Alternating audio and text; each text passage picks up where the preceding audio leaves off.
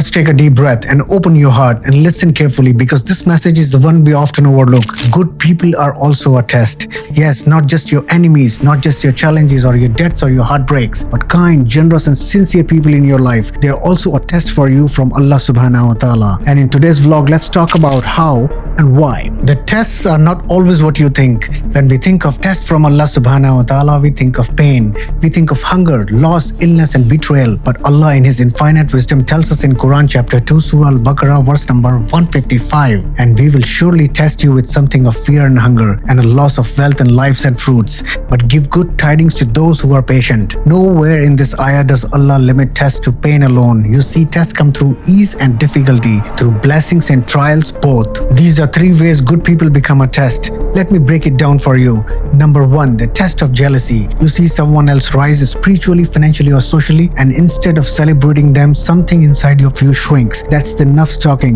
The Quran says in chapter 4, Surah An-Nisa, verse number 54, or do they envy people for what Allah has given them of His bounty? Jealousy is such a poison that turns blessings into burdens, and often the ones we envy most are the ones which are closest to us. Number two, the test of arrogance. Sometimes you are the good person in the room. You are kind, you are helpful, you are practicing your deen. And what does shaitan whisper? Look at you, you are better than them. Allah warns us in Quran chapter 53, Surah An-Najm, verse number 32. Do not claim yourselves to be pure. He is most knowing of who fears Him. Your goodness can become your fitna. Be careful about it. Number three, the test of dependency. When you rely too much on good people, we forget that goodness in them comes from Allah subhanahu wa ta'ala. They are not the saviors. They are being sent by Allah subhanahu wa ta'ala to help you. They are not the destination. They are part of the journey. So depend only and only on Allah subhanahu wa ta'ala. Good people can also be a disappointment for you. What happens when a person you looked up to lets you down, or when the one who guided you suddenly changes? That's a test of your expectation, my friend. Remember, even the best people, the prophets, peace be upon them all, they were all tested by the ones who were closest to them. Yusuf alayhi salam was betrayed by his own brothers. Nuh alayhi salam's own son turned away from the message of Allah subhanahu wa ta'ala that was delivered through this prophet. Lut alayhi salam's own wife betrayed him. With all these prophetic stories, what does Allah subhanahu wa ta'ala teach us? He advises us in Quran chapter 25, Surah Al-Furqan, verse number 58, and rely upon the ever-living who does not die. So do not tie your faith to the people.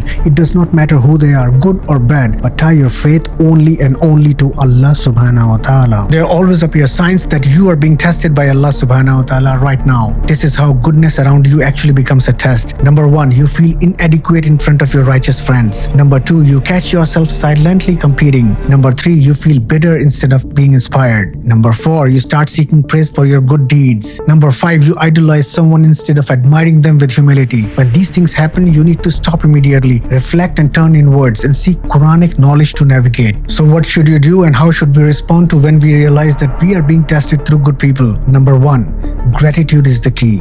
Allah subhanahu wa ta'ala says in Quran chapter 14, Surah Ibrahim, verse number 7, if you are grateful, I will surely increase you. So be grateful for having good people in your life. They are being placed by Allah subhanahu wa ta'ala specifically. They are reminders of what you can become. Number two, make dua for them. When someone inspires you, you need to pray for them. Say, oh Allah, preserve their sincerity, increase them in goodness and allow me to learn from them. Number three, compete in goodness and not ego. Allah subhanahu wa ta'ala says in Quran chapter 2, Surah Al-Baqarah, verse number 148. So raise to all that is good. Do not compete for this dunya. You need to compete for Allah's pleasure. Let me share a few anonymous examples to have a better perspective of what we are discussing about today. Number one, a sister felt discouraged every time she saw her friend memorizing Quran faster. But instead of giving up, she made a dua for her and said, Ya Allah, allow me to follow this path too. And you know what? Today they are studying together. Subhanallah. Number two, a brother's close friend started getting recognition for his charity work. At first, the guy felt left behind, but he turned that feeling into action and started his own initiative with the help of the same friend. Number three, a student was shattered when his mentor made a mistake. He almost left the deen, but then he remembered people can fail you, Allah never will. These are not just tests. Good people are actually opportunities in your life to learn, make positive and God-conscious changes. Let me leave you with this verse from Quran chapter 64, Surah At-Taghabun, verse number 15. Indeed, your wealth and your children are but a trial, and Allah has with Him a great reward. Our tests are not just in loss, they are also in love, not just in failure but in favor too.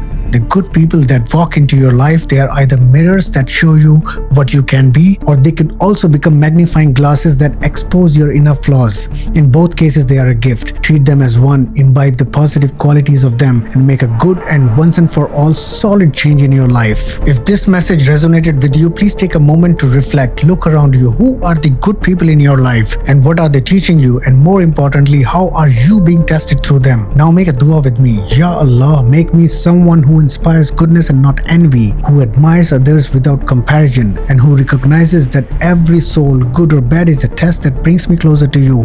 Aameen. Thank you for watching, and don't forget to like, share and subscribe for more reflections rooted in Quran and Sunnah. Assalamu alaikum wa rahmatullah wa barakatuh.